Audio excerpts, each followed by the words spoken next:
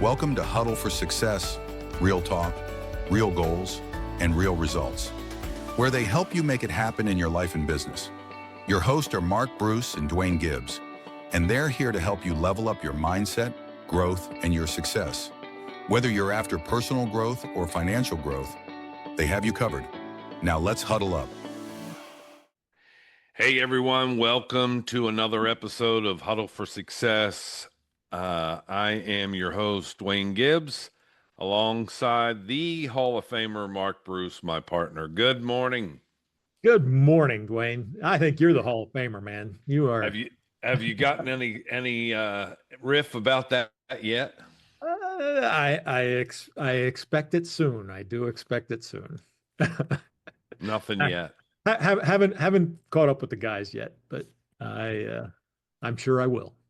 Good. So today is, I know, one of your favorite topics we're going to talk about, and that is introducing the terror barrier and how you break through that and what that looks like. And so I thought first I would share something that I've been faced with fear and had to break through it, stay positive, and I'm sure you'll want to share as well. And so something that nearly stopped me was initially going on and talking on stage. And so even though it's not my favorite thing to do, just because anybody that knows me and that has worked with me for years knows that I'm more of a one-on-one. I love sitting across the table and talking with someone and finding out what their real pain point is and being able to help them through their challenges.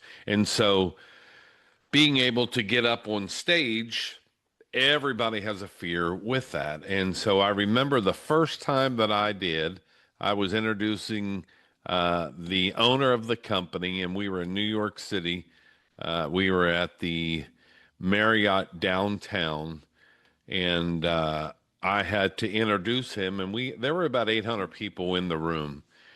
And I'm like, I don't know if I could do this. I don't know if I can do this. And I believe I was 21 years old, and I had a suit on, and I remember, getting up on stage and welcome everybody this morning, everybody being here, and we're excited to have you, and it's going to be exciting 3 days, and, go into the whole routine of an introduction and find out, have people raise their hand of why they're there and this, that, and the other. And when it came time to introduce the owner of the company, I completely went flat. I couldn't remember his name. I couldn't remember where we were at. I couldn't remember anything. The only thing I could remember is I need to get off this stage because I am sweating. My jacket was sweating, my shirt was sweating, and it was just, it was a fear. It was like, oh my goodness, what do I do now? It's the moment. It's the unveiling of the man that was going to be up there for 3 days. And I'd say his name. Well, I couldn't say it. And so as he's walking up the center of the aisle, he said his name, and the crowd laughed. And he said, hey, give him a round of applause, because this was his first time of ever talking in front of an audience. And so, of course, they were being very nice, and they gave me a round of applause. But I was fearful. I was so fearful. And they say the most number one fear in this world is public speaking. And so either you're going to do it or you're not. I don't think I'm the best. I think that over the years I've done it. I like it, but it's not what my passion is. It's not something that I want to do every single day. One, I think you're repeating the same information versus working with someone on a one-on-one basis of just being able to see the progression of their success. And so, but everybody's different. You and I know several people in industries that do great at public speaking, and if we had to get up there and do it, we would do it. But that was my terror barrier. I had to get through it, and since then, as you know, I've been on stage several times. But that was my big fear. A sweaty suit, and I thought that I would never do it again. But here we are, 30 years later, I survived. Yeah, I mean, I got a fun story too, because my wife and I started our business when we were 25, and Mm. there was a little bit of fear there, but at 25, I was young and stupid. I didn't really know to be afraid so much. And then did some real estate investing. We ended up buying the commercial building that our business was in. Then we did fix and flips, and we did some other stuff. We syndicated some apartment buildings. And then I met Duane, and I got introduced to the note business. Mm. And so I remember the first time when you're buying a note, you go to settlement, but it's not like buying real estate. It's just really quick. You can find a Quick. note, and a day later you own it, because you can just do it that fast. Yeah. And my partner and I remember we did all our due diligence, and we studied this thing. We studied this thing for hours, and we're like, do we pull the trigger? I don't know. We were both so nervous and so afraid to do it, and it was like a $15,000 note. Now I'd done $25 million apartment complexes, but buying this $15,000 note was just terrifying, Isn't because that funny? yeah, it was like, oh my gosh. Anyway, It's the process, it's the act that you go through, regardless of, your situation, the money, everybody is faced with a fear, and everybody has a terror barrier at some point in their life. Anybody says that they're not scared of doing something, well, uh, I can't, I think that you can't define true success that way. right. Starting a business, making more money, becoming a parent, that's fearful. That's all fearful. And then, if you have a kid, you raise them, and they go off to college and create a family, and now you're a grandmother or grandfather, and wow, it really wasn't that bad, but yet there were some fearful moments. So that's awesome. Let's talk about the terror barrier. Let's talk about, you have extensively, way, way longer in this business of knowing Bob, and really knowing what he teaches. Grateful for you that you got me involved with this, but why don't you talk a little bit about what's his definition of that? Yeah, the terror barrier, it's something that everybody runs into. We just gave you a couple examples, but I'll try and explain it half as well as Bob did about why it happens. We've talked about your subconscious mind is the group of habits that you've got based on how you grew up, and it's how you think. So that when an idea comes into your mind, you just naturally think in that same paradigm that you're used to, that you have. So Bob would call that paradigm your X paradigm, your X Hmm. way of thinking. And then you get this thought that's a new thought comes in, and it's a Y. It's a Y type idea. It's not X. It doesn't really line up with X. It's something completely new. And Hmm. as long as it's just in your conscious mind and you're thinking about it, it's not a big deal. And it's there, and it's kind of fun. But when you start impressing that idea into your subconscious mind, that X and the Y ideas, they each have a frequency, and they're different frequencies, and they kind of create an excitement or an anxiety. And it kind of depends, and it feels more like anxiety at first because it's something that you haven't done. And that kind of, you actually feel it in your body. I never realized it before, but you know how you start a project, you get excited, and that excitement, it starts as excitement, and then it can kind of the exact same feeling as fear. um Hmm. when we teach the program, I Will Smith had a great YouTube video about fear, and it's him, and he's like, we were sitting around, buddies and I, and we decided we got this wild hair, we've been drinking a little bit, we're going to go jump out of an airplane. Yeah, that's a great idea, let's do it. So they did it, and he talks about his fear of jumping out of the airplane, and I can relate to that because I got a little bit of fear of heights. But then he's like, man, the second you jump out of the airplane and you cross that barrier, man, it's exhilarating, and it's the most amazing feeling that you've ever that you Have ever. you ever skydived? I have not. I don't think I'll ever jump out of a plane as long as it's okay. Diana says the same thing. Why would I jump out of a perfectly good airplane? And I've done it 3 times. And so it is like what Will said, it's the rush is incredible. But once you pull that parachute, I did a tandem every time. Obviously, you have to have so many hours, but once you pull the cord, it's so serene and so quiet and it's so beautiful. And it's like, man, I want to go do it again. I want to do it again and again. And was grateful and fortunate enough that I was able to do it 3 times. And it really, uh, you're fearful. You're in that plane and you're like, man, I can't believe I'm up here. And then all of a sudden you have this person on your back that you're totally relying on, that he's going to pull this cord and he's not having a bad day. You don't know what his day's like. And And then then and then he packed that chute right so that it actually came yeah, out. yeah. How many times have you done this? And so looking forward, the first time I did it, I said, oh, it was what's that movie where it was the bank robbers and The presidents the with presidency. I don't Patrick remember. Swayze. And yeah, Yes, I love that yes, movie. yes. And so I told the guy, the tandem instructor that was on my back, said, obviously you've never done this before. You have to go through a video and watch it, and you have to sign a release that if you die, your family's not gonna. And I'm like, this is real. It's real. You're signing your life away, and then you're up in the plane. And I said to him, I said, well, I want to go out of my, because I saw it up from the movie. I want to be able to go out backwards. And I'm going to tell you, when that happens and you're hanging out of the plane, and then you decide 1, 2, 3, you go, and then you see the plane. There goes the plane, and here you are just free falling, and you free fall for a minute. And if you ever have looked at your watch and gone a minute's a long time.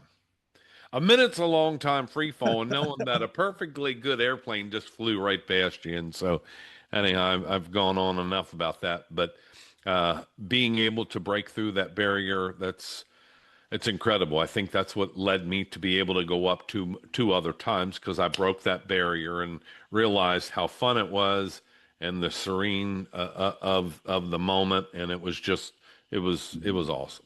Yeah, I mean, even though I've never done it, I can visual I can feel that fear just and that's what the terror barrier is. It's feeling that fear of the unknown or something that you're just not comfortable with, and that's what makes it so real. I mean, it's a real feeling. An example of that would be what people may have is leaving their job, launching a new business. You don't have to Absolutely. jump out of a plane, but you know, uh, if you've worked for a company for 30 years and have realized, you know what, I'm done with corporate America, and I want to be able to go start a new business, and then you get that fear, and then that have done it, as you know, they're like, gosh, I wish I would have done this 20 years ago. I wish I would have done that. So that is breaking through the terror barrier. Um, why it feels so real. Yeah, I mean, it's we are vibrating. I mean, the universe, everything vibrates. I mean, even if you look at a rock, if you had a strong enough microscope, you could see the atoms in the rock are actually moving. It's the law. It's one of Bob's favorite laws. It's the law of vibration. And everything is built around the law of vibration. Everything vibrates. And when things are in harmony, when your thoughts and your paradigm are in harmony, everything feels good. Feeling Mm. is a word that we kind of created to describe that the vibrations that we have going on in our body. Do we feel comfortable? Do we feel at ease? Or do we feel dis-ease? Um, it really is a physical thing. Um, I mean, and another example, when I was building this house a long time ago, they were hanging the drywall, and my foyer is 2 stories tall. And these guys were they were walking on a 2x8, carrying this 12-foot piece of sheetrock, Oh yeah. screwing it up. And I'm like terrified for them because they're so high Sure. up. And yet, I can go up in my attic and change the air filter in my air handler, which is higher than they were. And the only thing protecting me is that little half-inch sheet of sheetrock, but I can't see it. I can't see the fear. I can't see the distance that would cause the fear. If that sheetrock Mhm. wasn't there, there's no way in the world I would walk up there. Yeah. Hanging on to going from 2x4 to 2x4, it just wouldn't do it. It's a real physical feeling. I saw something on social media the other day, and I sent over to Diana because she's very fearful of heights. And I guess in New York, they have this platform that's an arm, it's a plexiglass, and you lay on it. You have a net that's behind you, but it's cut out.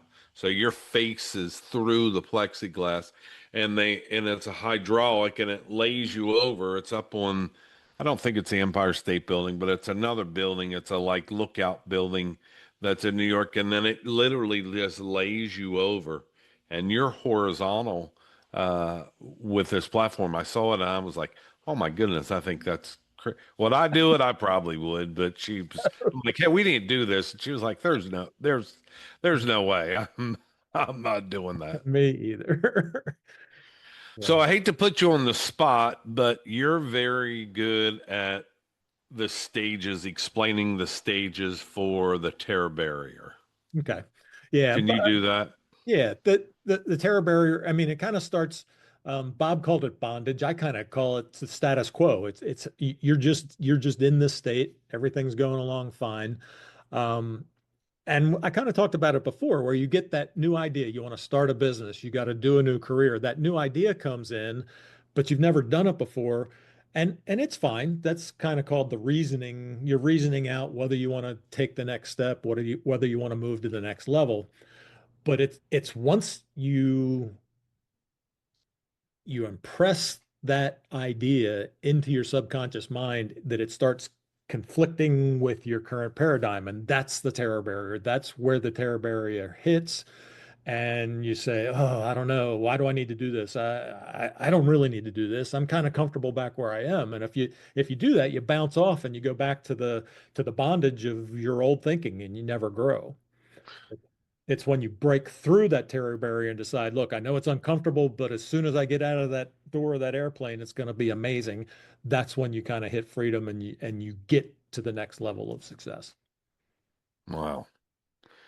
That's so good. I mean, he explains it. It's so informational of how we look at conscious, subconscious mind, and then, breaking through it, and what the reaction is of once you break through it and you build yourself up until it is that freedom, it is that breakthrough of taking action, and then it depletes all your fear. Yep.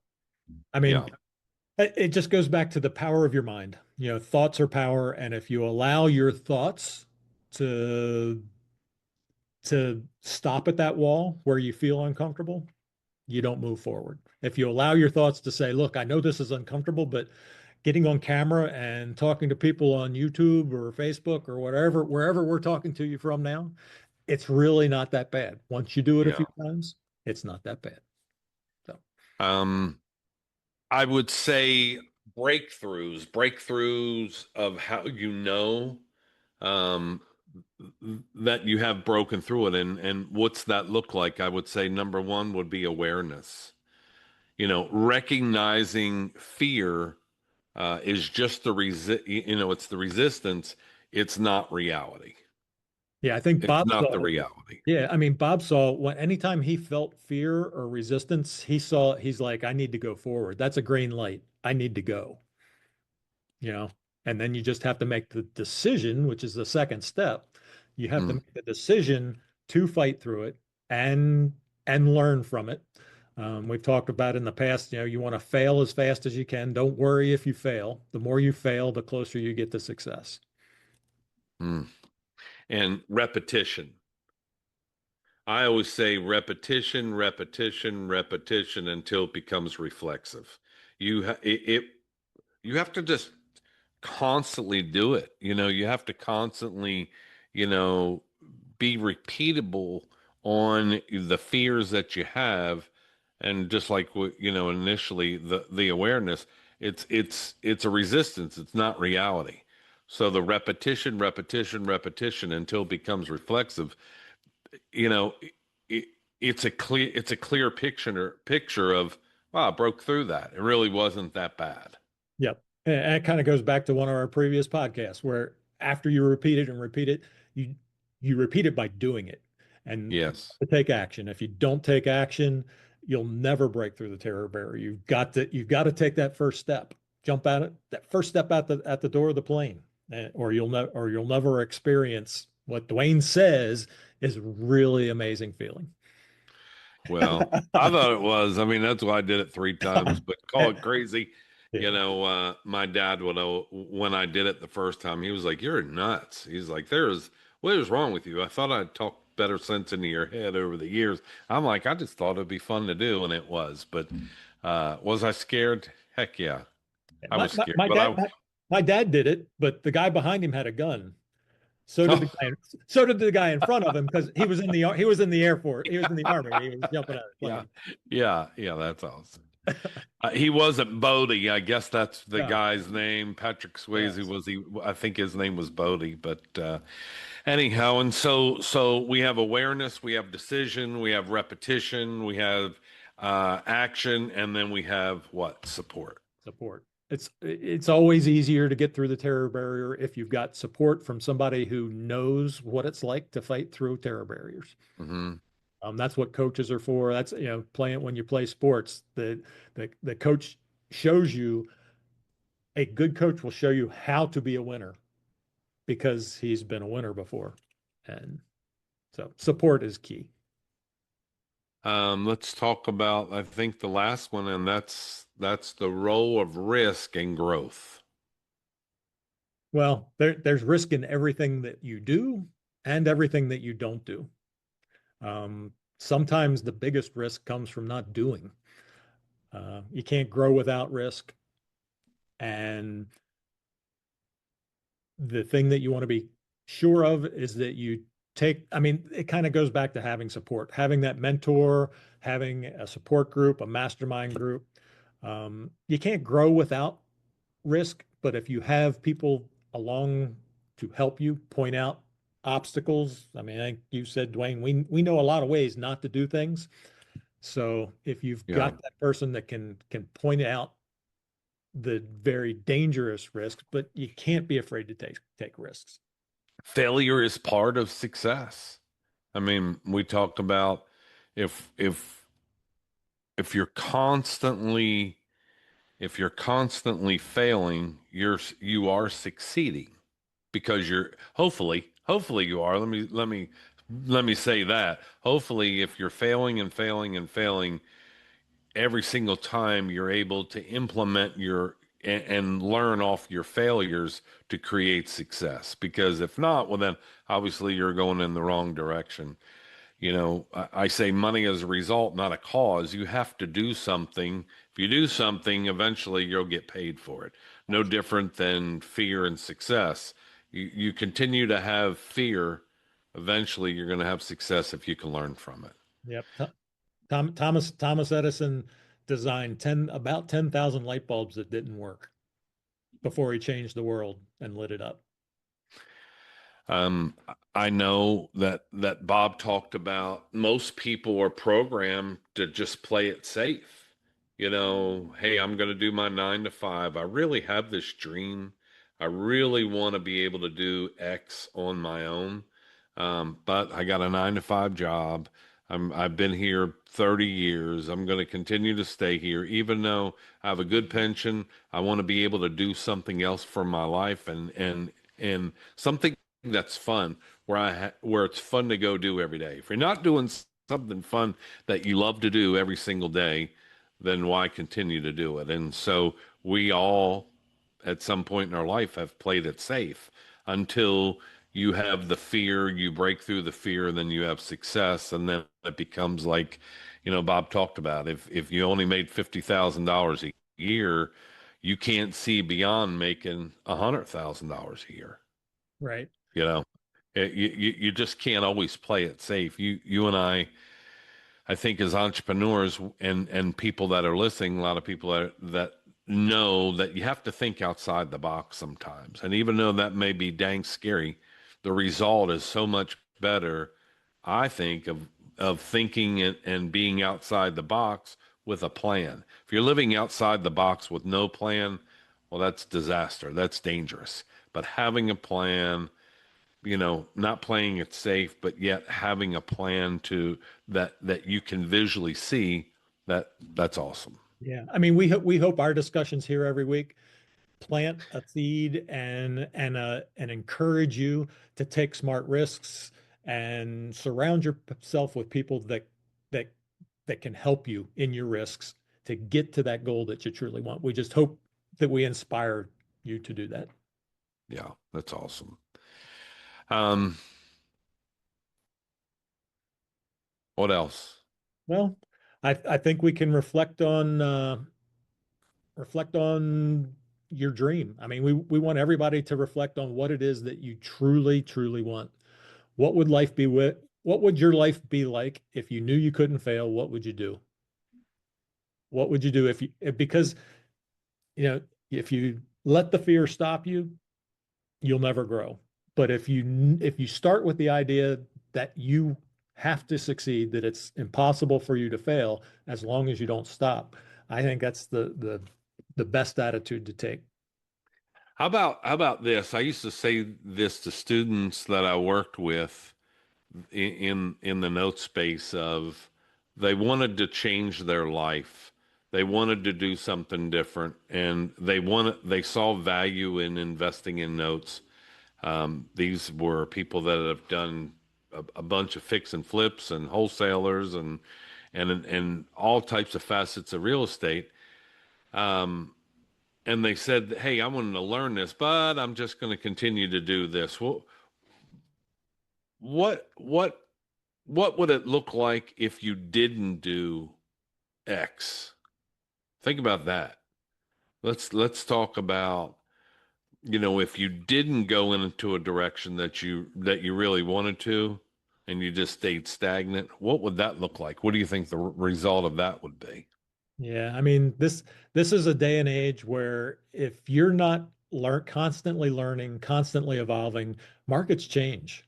I mean, we in the note business, we went through times when inventory was plentiful, and then there are times when inventory is not. And if you're not willing to grow and change and learn and go through terror barriers, you may have trouble. So embrace the fear, embrace the uncomfortableness, knowing that you are acquiring more talent and more skill. Yes. Listen, for those of you that are listening and you have fear, we'd love to hear what is stopping you from your dream. What's holding you back from not taking that step? Is it because, hey, I've been so comfortable of being comfortable and I'm scared to step outside the box and see what this looks like? Do you have a passion for something that you really want to do, but you don't do it because someone told you that you can't do it or that it can't be done? Um, we'd love to hear from you. You can always send a message, leave a message in the chat box, and we'd love to read these, love to be able to post them and talk to you about what sets you apart from living your dream and what's holding you back in fear.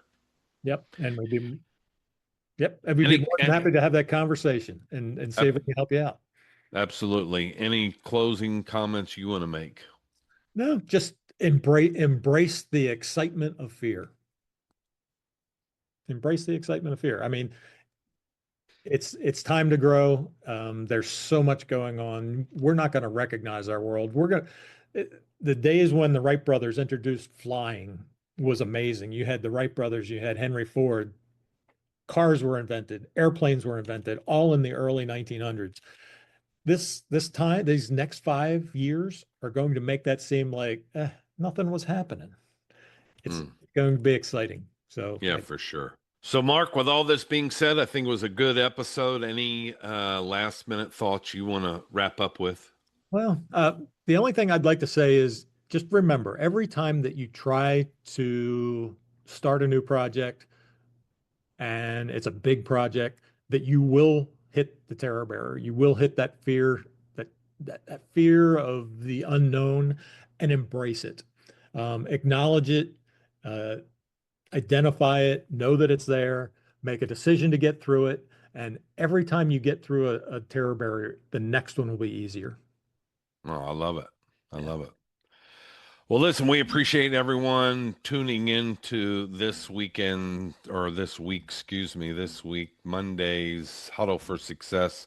We come to you every single Monday. Also, follow us on our Wednesday and Friday. We do a weekly huddle up on Wednesday, Friday. Like, share, and also share this with someone that you feel that can benefit from it. And we'd love to hear from you. Put your comments in. We read them, and we'll be glad to use those for an episode. If there's a fear that you're facing, something that's holding you back, by all means, send it to us. Also, go to huddleforsuccess.com, download our free book that is called Playbook for Life. Great book, great read, 74 pages with pictures. So very easy read. I gave it to a buddy of mine, and he goes, 74 pages, man, I don't know if I want to read. I said, it's got pictures. He goes, okay, I'll do it. So, and he loved it. So it's a great read, getting rave reviews about the information that's in there. So we appreciate all of you, and we will see you next week on Huddle for Success. Enjoy your day. See you next week, everybody. Thank you for tuning in to this week's episode of Huddle for Success. If you found it helpful and want to support others on their journey, share this podcast, leave us a rating, and drop your thoughts in the comments. We'll see you next week on Huddle for Success. Stay huddled up.